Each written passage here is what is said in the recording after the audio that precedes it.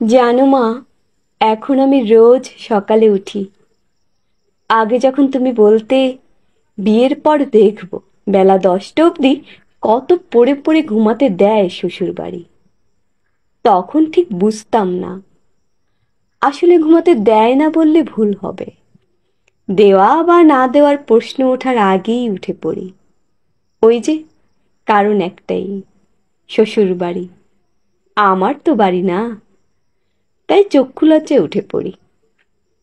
মনে হয় কিছু না করেই শুধু শুধু বসে বসে খাবো, ভাবতেই পারি না। কিন্তু 6 মাস আগে অবধি তুমিই রান্না করে খাওয়াতে, তখন তো মনে হয়নি এসব। তুমি নেহাত অসুস্থ হলে তবেই রান্নাঘরে পা দিতাম, তাছাড়া না। মাঝে মাঝে তুমি বলতে বিকেলবেলা এক কাপ চা